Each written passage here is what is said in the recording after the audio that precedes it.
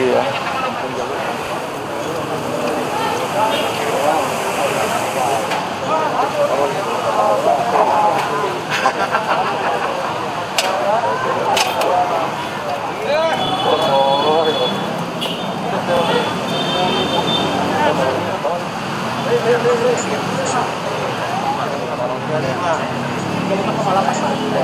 Sana beli.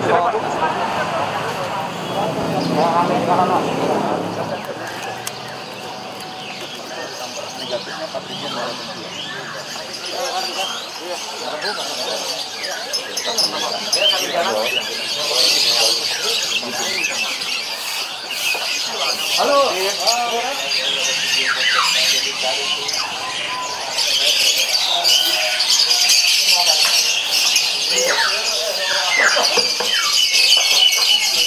Lu kerjamu ke hotel, awas. Viral lu.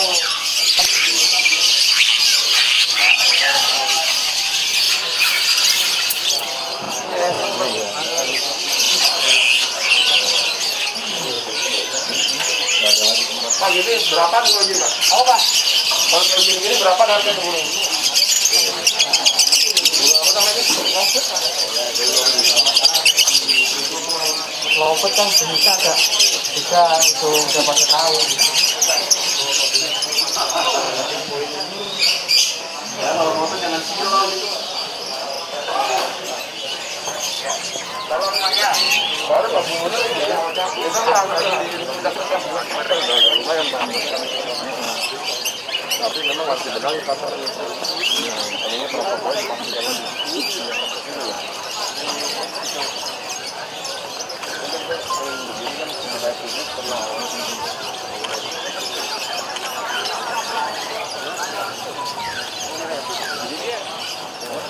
Berapa ya biasa? Total 50.000. Wah, kita bukan berarti.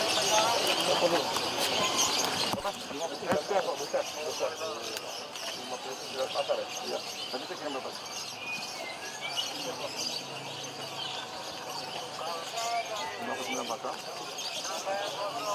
Ramadhan itu kemarin 300.000 saya sendiri ke sana. Ramadhan itu tapi kan negatif. Iya makanya saya sendiri tuh harus itu. Masa corona sudah Pak?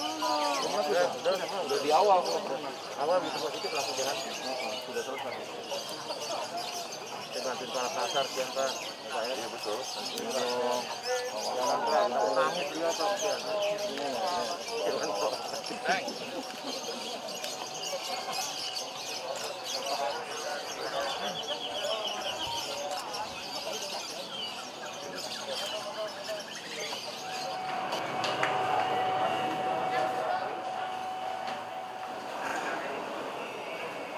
Ini tambah rame tambah sepi? Tambah sepi, umat? Sepi? Iya. Oh, pengunjungnya berkurang, tapi orderan meningkat. Pengunjungnya berapa persen turun? Oh, pengunjung yang akan datang? Oh, gitu. Tapi penjualan meningkat? Belinya pakai apa belinya dia? Online? Oh, online ya? Karena paling banyak obat apa yang dibeli? Ini nggak apa-apa, jangan takut. Vitamin. Mas, ini jangan Pak Wagub. Jadi ininya apa? Penjualannya paling banyak? Oh, coba ditanya-tanya aja. Yang paling banyak dibeli apa? Vitamin, Mbak. Oh, vitamin. Apa jenis vitamin C? Itu COVID, Pak. Iya. COVID. Selain vitamin C apa lagi? Vitamin E? Ada juga. Oh gitu ya. Tapi order meningkat. Pengunjung berkurang tadi katanya. Turun Pak. Order ah? Obat-obatan bukan meningkat penjualannya. Kurang Pak. Oh, enggak obat-obatan yang terkait COVID yang meningkat ya? Iya kayak vitamin doang Pak. Oh, cuma vitamin ya. Hah? Inbos antibody. Oh, inbos antibody yang meningkat ya? Vitamin antibody. Hah? Iya. Obat yang lain malah menurun. Itu juga lagi mikir nih, padahal orang kan sakit secara umum kan nggak berkurang, tapi ordernya mereka nggak kuantiti yang seperti yang biasanya. Iya, jadi dia tetap order, cuma kuantitinya berkurang.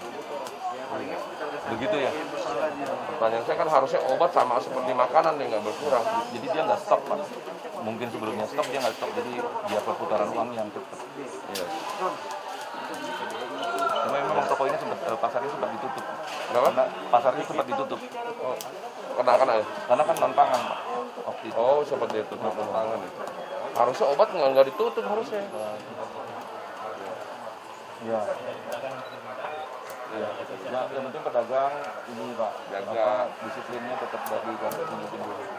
Kita sih maunya Pak Wagub sampaikan kan tadi, pengennya itu semuanya kan segera ditegakkan. Tapi kalau maksudnya berbahaya buat keselamatan kan bahaya. Tadi Alvin itu ini apa istilahnya kepala pasar kan? Iya. Kepala pasar ya.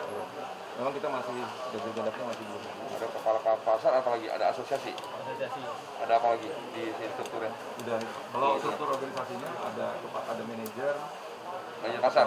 Iya. Manajer pasar, kepala pasar, asosiasi. Asosiasi itu sebenarnya tetangga internal aja. Buat ya, jadi apa partnernya perusahaan. Ini Pak Edi Aslinya Pak. Yang penting protokol COVID ya Pak. Ini kan di publik dianggap klaster yang paling ini bersih gitu, semua protokol. Semakin banyak tanda-tanda orang melihat ada keseriusan nih, diperbanyak begini kan. Jadi harus kerjasama semua, jangan semua diserahkan sama PD pasar, semua para pedagang ini kerjasama lah. Kalau satu toko nyiapin 2-3 begini aja kan nggak berat, membantu gitu loh. Apa yang bisa dibantu Kami juga melakukan pembagian ini sebagian kan dari asosiasi. sama apa pintu keluar masuk juga Pak Gubernur kemarin perhatian bener tuh supaya diatur, jangan kebanyakan pintu. Nggak terkontrol, susah. Kalau di mall kan enak kontrolnya keluar masuknya. Itu di sini kan bahaya. Kalau di mall cashless, di sini kan nggak langsung. Kunyal-kunyal lagi pada bawa kali duitnya. Habis pegang duit, kunci-kunci pegang muka lagi. Ya kan, kedua juga tanda-tandanya diperbanyak ya. Tapal juga, patungan lah. Sudah disiapkan Pak, ada 6 biji kalau tadi Bapak perhatikan. Kami juga satu akses keluar masuk dari depan. Oke. Iya, termasuk ada disinfektan yang kami pasang semenjak Pak Gubernur memberikan instruksi, kami sudah melakukan. Iya, itu bagus lah. Iya. Kalau di pasar obat sih lebih banyak ini. Dan kerjasama sama asosiasi pedagangnya cukup bagus, karena turun harganya. Iya, itu Pak Dirut menginisiasi ketika masker sampai harga 400 ribuan. Beliau bekerjasama dengan kami. Iya.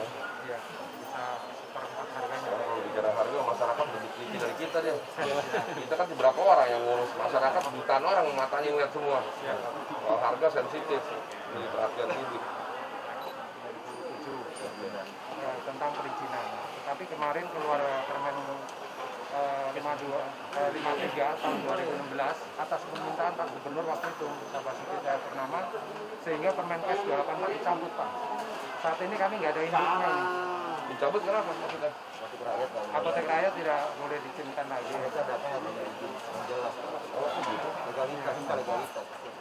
Kontribusi kami kepada pemerintah bisa kita kan dari sini Pak, harga eceran obat dimasukkan dari kami. Kemudian model apotek rakyat ini sekarang kan seluruh Indonesia sudah berjalan. Ketika Pak Gubernur yang 2016 berkirim surat ke Menteri itulah kami kaget kenapa harus dicabut. Terus ngomong ke publik. Apa jadi poinnya apa tadi? Minta supaya Permenkes 284 dihidupkan kembali. Permenkes ya, 284 tahun berapa? 2004. 2017. 284. 2017. Nanti kami susulkan dengan surat dan dokumen yang kami miliki. rakyat. Kalau tidak kami dibutuhkan lagi. Masalah kita kan kalau benar kan susah di sini. Mereka berkali-kali Pak Guru juga udah tahu. Tapi memang sekali lagi nanti tatanan aturannya juga tetap harus dilakukan. Sehingga tidak ada ini, nantinya obat ilegal itu masuk ke dalam pasar pramuka. Jadi kalau kita jaga itu sih, harusnya bisa. Masa logika mungkin. Dan Bapak Menteri sekarang kan masih ini lah, kurang kesehatan jadi nggak ada apa-apa. Ini dimatiinnya tahun berapa? 2016 Pak, permen belum Tidak diganti. Oh, ini permen kan 2017. Makanya dari tahunnya tahun berapa tadi? 2018. 2004 2007 Pak Menteri ini 2007. 2007. Iya, dimatikan di 2016, ya kan? Ini minta dihidupkan kembali kan? Saya kira Bapak sangat bisa masuk karena 2015 ya? ya 2015. 16 Pak. 16 Pak. Maaf, 2016. Itu pertimbangannya dari surat gubernur saja Pak. Jadi saya kira Bapak juga memiliki kewenangan. Ya, nanti saya minta Pak Gubernur ulang lagi hidupkan kembali dan Sanofi intinya setelah itu. Apalagi Pak Dirut mendukung Pak. Tapi dibantu supaya ada alasannya tadi nggak ada apa tadi bilang apa tadi minim apa tadi pelanggaran gitu loh. Nah kalau perlu diungkap yang besar pelanggaran itu di mana? Benerin ya.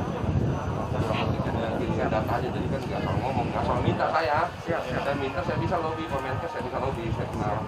Cuman kan harus ada data, ini Bang hasilnya ini. Yang dimatikan apa efeknya? Siap diaudit nggak teman-teman pedagang? Siap. Yang misalkan tidak ada obat expired, tidak ada kalau siap, ini apa waktu kita nanti konsekuensinya harus benar, pedagangnya dikumpulin Pak. Ya dong. Sebenarnya menurutnya kan khusus terbuka aja Pak, terbuka mana-mana aja. Ya karena Pramuka menjadi biar perobatan di Jakarta, kalau obat di Jakarta. Kalau cuma untuk pramuka aja saya rasa bisa jawab. Tapi efek nasionalnya memang sebenarnya bagus Pak. Jadi biar jadi karena obat ini jadi bisa kemudian bersaing karena ada pasar obatnya. Memang yang harus dirapikan itu tatanan aturan mainnya. Sehingga mereka juga nggak boleh juga nanti ada barang-barang yang ilegal yang masuk ke dalam. Karena memang bahayanya di situ. Khawatirannya kan dua. Pertama barang ilegal. Kedua kadaluarsa kan? Iya. Apalagi luar itu khawatirannya. Itu ilegal narkoba. Ilegal itu. Iya, itu yang ilegal itu Pak. Padahal sumber regulasi tidak berasal dari sini. Iya. Zaman kapan punya itu? Sekarang ada. Sekarang udah gak ada. Secara masih ada. Kalau Bapak ke toko, ya ada besaran pramuka itu ada mungkin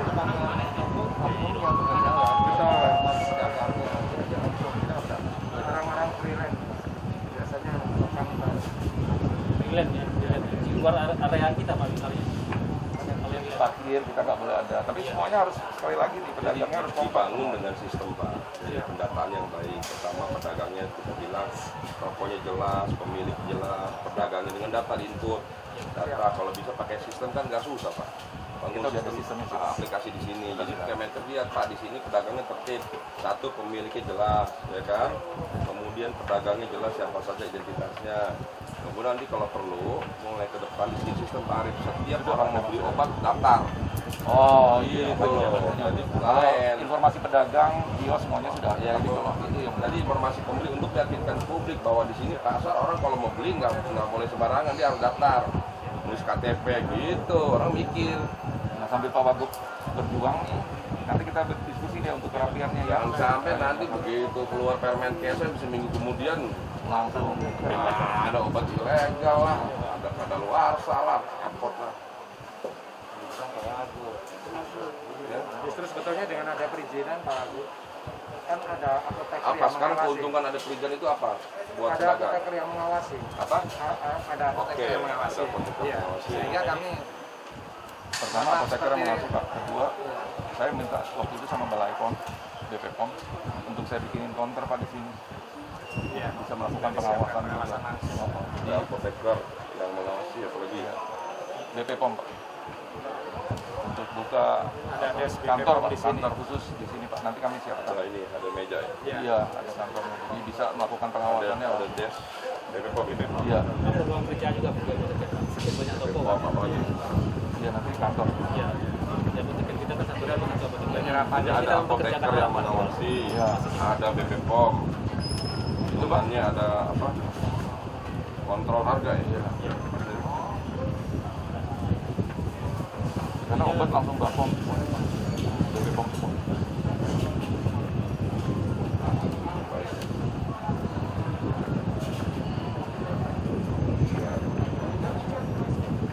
Sebenarnya kalau dijaga aja sih, nggak ada intimidasi, nggak berpengaruh bebas, nggak ada itu. Jadi konsep tadi tarif kalau dibangun sistem sebulan aja. Jadi orang kalau perlu bikin web sendiri. Dibikin web kan murah, apa bikin web nggak sampai 5 juta, 2 juta juga jadi. Anak tanggung aja bisa bikin web, semua didaftar, obat jual apa, sejak tahun kapan, perizinannya apa. Kemudian nanti mulai minggu depan begitu masuk ke orang ngisi, minimal KTP-nya di scan, udah tret gitu, Pak. Gitu, itu meyakinkan bahwa kita ada upaya. Hah? Iya benar. Nggak susah itu, Pak. Jadi kita itu asosiasi. Kan keren orang di depan, daftar, masukin scan. KTP aja keluarin keren. KTP itu ada ininya, ada chipnya. Gitu. Oke, nih saya tunggu ya. Kapan? Hari Senin surat udah di meja Bapak lengkap dengan dokumen pendukung. Ya, enggak, itunya dimulai dulu. Jadi sebelum saya ngomong, yang saya minta dimulai dulu, dipastikan tadi datanya apa. Nah, ini soal Nanti kita tinggal di 1-2 minggu kita rapiin semuanya. Iya, harus saya Nanti bicara kalau sama Pak buru-buru Menteri. juga nantinya Kalau saya ngomong Pak Menteri kasih masukan sama Dirjen, Pak ini berantakan Pak. Nggak mau dia. kita rapiin dulu nih 1-2 Pak minggu. Menteri kan pasti ngirim orang ngecek ke sini. pasti ngirim orang. Gitu Minimal BP POM pasti datang Pak. Iya. Bahkan kita lagi Iya. legal lagi begitu. Dipastikan aja. Iya. BP dukung ya. Mendukung banget. Kenapa dia dukung alasannya? Ya, biar bisa diawasi. Oh gitu ya. Di pengawasan kalau kita punya izin otomatis dia bisa awasi. Kan statusnya nggak jelas. Belum ada. Nah, ini Belum. jelas Pak, udah 4 tahun. Masih 4 tahun ini back ekspornya itu coba DPR juga sebenarnya. Oh iya. Cuma DPRD tapi DPRD. Pada dia Yusuf untuk kita tangani kita. Kami sudah kirim Tak Pak. diizin lagi. Jadi kan udah sampai DPR ya. Iya. DPR setuju. Setuju. Jangan Saya sampai jauh. di DPR beres. Siap, Pak. Siap. Ya. Kita berharap Bang. Itu bolanya di kalian ya. Baik ya Pak. Saya tunggu suratnya, kasih datanya, kasih foto, terus sistemnya dibangun, udah kan? Udah. Nanti saya ngomong ke komisi 9, Ya, sudah. baru saya ke ini. 2 minggu ya Pak ya. Biar saya rapiin dulu. Saya juga worry nanti. Iya dah. Saya tunggu ya. Oke. Kenapa penjualan? Turun ya? Yang naik apa? Vitamin, madu, herbal. Paling madu herbal naik ya? Enggak juga. Ini jual online nggak? Jual online jual? Bapak jual online nggak? Online? Oh nggak harus online Pak, ya? Iya dah. Bisa ya?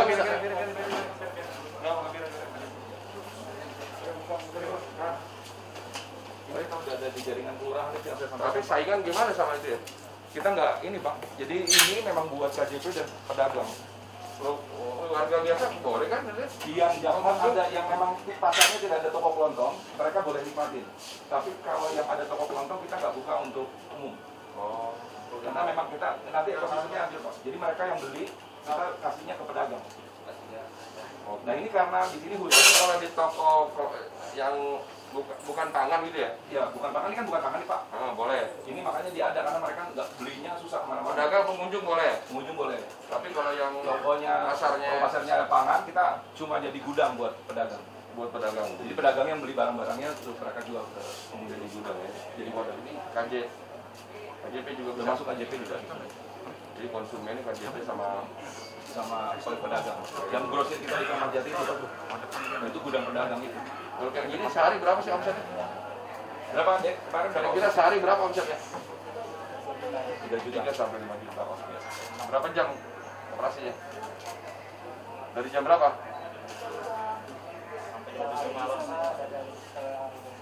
Jam 7 sampai jam? Sampai jam? Oh 12 jam. Suaranya nggak perasaan. Di malam tidur. Grogi. Iya. Sini kita tempatin Pak KJP. Nah, yang ditingkatkan fasilitasnya. Kalau Orang yang isi kelurahan, pulsa, apa gitu. kelurahan kecamatan itu yang buat warung-warung sekitar. Jadi kita bukan melayani umum, tapi buat warung-warung sekitar yang biasa belanja di kelurahan itu pakai kartu Bank DKI. Jadi mereka dapat fasilitas kartu Bank DKI ini yang kita lagi kerjasama sama Bank DKI. Itu permodalannya dari situ. Masuk ke kantor wali kota. Termasuk di kantor wali kota. KJP di situ. Namanya antri ya. Iya, Kalau kita buka seperti lebih besar. Lebih besar lagi. Kenapa banyak? KJP. Iya. Sama buat pegawai yang bisa beli. Iya. Buat umum juga boleh sih. Bisa. Kalau yang tidak ada pangan Pak, Boleh. Ya? Boleh. kita boleh. Ya, kalau di wali kota kan umum boleh. Kalau wali kota semuanya bisa. Boleh Pak. Semua wali kota udah ada kita. Nah, cuma dimanfaatkan fasilitasnya. Biasanya kan kalau di Alfamart lengkap kan? Mau apa namanya? Top up money ya istilahnya? Ada PPOB, ada juga Pak. Iya gitu. Pulsa, listrik, Pulsa, listrik ya. Kalau itu ada. Kalau yang itu ada. dimanfaatin. Kalau item sih memang kita basicnya aja kita jual. Total udah berapa kita punya jaket? Udah 200. Buat ketik ya? 200 itu.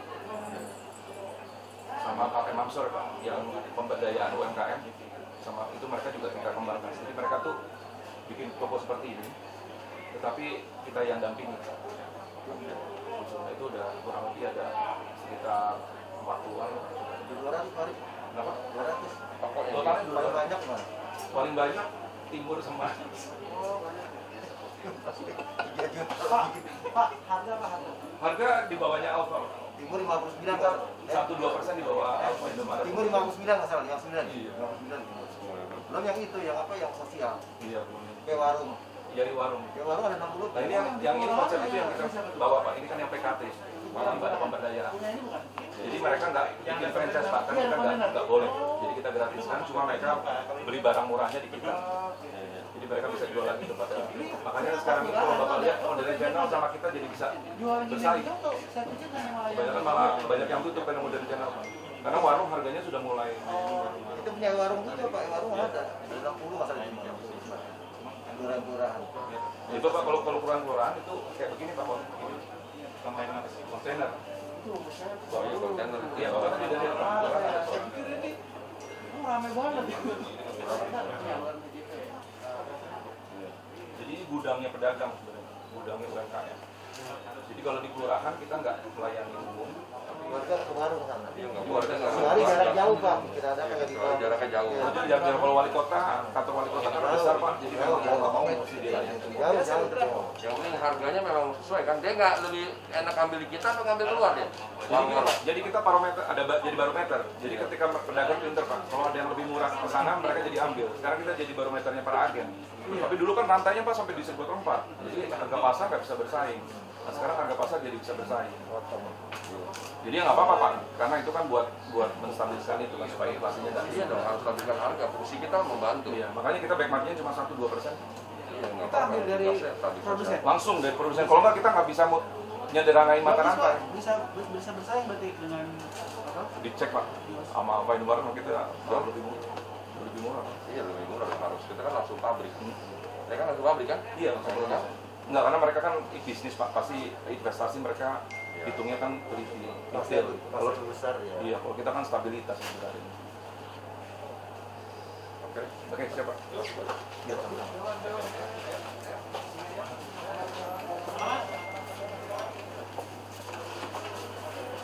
Hari ini saya ya melanjutkan kunjungan ya untuk mengecek, memastikan bahwa unit-unit kegiatan selama masa PSBB transisi bisa berjalan dengan baik sesuai dengan protokol COVID ya. Pak Gubernur sudah membuat berbagai regulasi, menghadirkan sebanyak mungkin aparat dan juga menyiapkan Pergub 41, Pergub 47, kemudian Pergub 51 di masa PSBB transisi. Pak Gubernur meminta semua unit kegiatan melaksanakan protokol COVID dengan baik. Tadi saya juga sudah ke kelurahan tadi pagi memastikan bahwa di Kelurahan Palmerium di bawah pimpinan Pak Wali Kota, Pak Anwar, bahwa pelayanan pada masyarakat di masa PSBB tetap berjalan dengan baik. Semua petugas menggunakan face shield ya, terkait berbagai pelayanan yang menjadi kewajiban kami di Pemprov, semua dilaksanakan dengan baik dan masyarakat merasa senang dengan berbagai pelayanan yang sudah kita berikan melalui kelurahan-kelurahan dan kecamatan yang ada. Kemudian saya juga tadi ke Pasar Burung ya, mengecek kepastian daripada protokol COVID yang ada di Pasar Burung ya. Alhamdulillah secara umum sudah baik. Memang kita ingin bahwa di pasar-pasar ini tidak menjadi klaster baru ya. Alhamdulillah kita sudah melakukan swab test di 59 pasar dari 153 pasar ya, sudah 59. Dari 59 memang ada 18 pasar yang positif, yang negatif sudah 11, yang masih menunggu hasil 30 pasar. yang terpapar positif itu ada 106 dari 5.664 pedagang. Itu artinya tidak lebih dari 2% ya, memang ada pedagang yang terkena virus corona. Namun perlu diketahui lebih dari 50% sudah dinyatakan sembuh dan alhamdulillah tidak ada satupun pedagang yang meninggal karena virus ya. Ini terus kita pertahankan, Pak Arief dan semuanya, Pak Wali semua membantu memastikan seluruh pasar ya di wilayah-wilayah itu bisa melayani dengan baik pada masyarakat, tapi juga memastikan kesehatan bagi pedagang, pengelola, dan para pengunjung atau pembeli. Protokol COVID harus dilaksanakan secara ketat. Berbagai kesempatan Pak Gubernur menyampaikan di masa transisi ini, sekalipun ada pelonggaran, tetap protokol COVID justru ditingkatkan, aparat ditambah, ya, ganjil genap berjalan, Mostapel dihadirkan, alur marka jalan disiapkan. Jadi masker juga wajib digunakan bagi semua. Bagi pengunjung yang tidak menggunakan masker tidak akan dilayani oleh pedagang. Kemudian juga secara berkala setiap pasar dilakukan pembersihan secara rutin dan disinfektan. Jadi semua protokol diatur. Bagi warga yang ingin ada pelonggaran yang lebih, kami minta supaya semuanya patuh, taat dan disiplin bagi pedagang dan pengunjung. Apabila nanti pasar dinyatakan 100% semakin membaik, baru dimungkinkan kita adanya pelonggaran sesuai dengan tahapan-tahapan. Yang ketiga, tadi juga saya mengunjungi pasar obat ya. Pasar obat juga mengalami penurunan pembelian selama masa Covid, tapi alhamdulillah order juga ada peningkatan ya. Karena ada kebutuhan terkait vitamin atau suplemen, madu dan lain sebagainya, obat-obat herbal ya. Dan kami bersyukur bahwa di pasar-pasar sekarang di masa Covid ini ada peningkatan penjualan secara online ya. Pak Arief dan teman-teman di PT Pasar Jaya sudah mendorong agar setiap penjual ya menggunakan aplikasi online ya. Jadi pasar online sudah disiapkan, jadi nanti ada petugas khusus dari PD Pasar Jaya yang mendata agar semua pedagang bisa memanfaatkan penjualan secara online maupun secara multi level juga dimungkinkan. Jadi perlu ada terobosan-terobosan agar di masa Covid ini tidak mengurangi transaksi ekonomi dan penjualan. Kemudian yang terakhir tadi ada permintaan dari para pedagang, para pengurus dari pedagang di sini agar Permenkes ya, Permenkes 284 ya agar dihidupkan kembali. Nah, di tahun 2007 Permenkes 287 agar dihidupkan kembali untuk memastikan bahwa proses jual beli ini dilaksanakan secara baik. Jadi kita minta dengan hadirnya atau hidupnya kembali Permenkes 287 berarti ada apoteker yang dihadirkan untuk memastikan kualitas daripada obat. Ada dihadirkan BP POM untuk memastikan semua obat-obat di sini sesuai dengan ketentuan peraturan perundang-undangan, tidak ada obat-obat ilegal, dan warga juga merasa senang. Dan keuntungan lainnya, pasar obat ini akan menjadi pasar rakyat, jadi pasar obat rakyat yang dapat mengontrol harga pasar.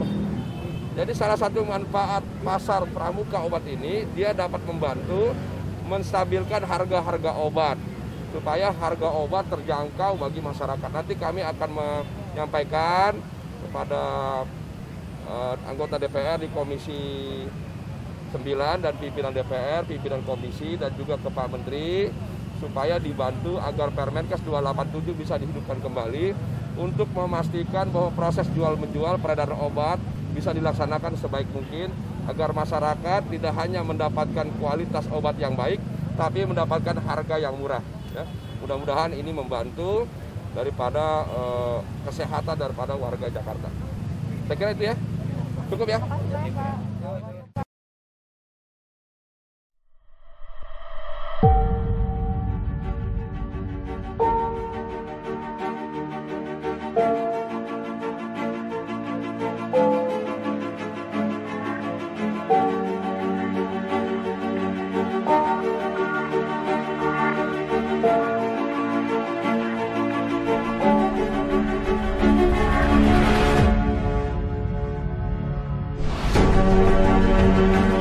Jakarta adalah kota yang tangguh. Mereka yang datang ke sini dan mereka yang berada di Jakarta adalah orang-orang yang tangguh, orang-orang yang berani menghadapi tantangan. Kita perlu yakin bahwa ketangguhan bisa membawa kita melewati tantangan apapun, termasuk wabah yang sedang kita hadapi saat ini. Sejenak saja kita menahan diri, menyikapi kondisi ini dengan pandangan terbuka, agar esok Jakarta bisa pulih kembali. Kita tanamkan pada diri sendiri bahwa masa-masa ini bukan penderitaan, tapi momentum berhenti sejenak dalam etape panjang perjalanan kemajuan bangsa, dalam perjalanan kemajuan kota Jakarta. Situasi ini memberikan kita waktu untuk menganalisa kelemahan, untuk memoles keunggulan, hingga pada waktunya nanti saat wabah berlalu, kita bisa melontar cepat melampaui apa yang sudah kita capai selama ini. Di hari ulang tahun Kota Jakarta, 22 Juni 2020, ini adalah momen untuk menunjukkan tentang Jakarta yang tetap tangguh, Jakarta yang akan selalu lebih solid, Jakarta yang akan tetap ada untuk semua. Sedikit lagi, atas izin Allah yang Maha Melindungi, insya Allah kita akan bisa melewati ini semua dan kita menjadi kota yang lebih hebat lagi. Kita tunjukkan kepada dunia, bersama kita bisa melewati terjangan virus ini. Selamat ulang tahun Jakarta.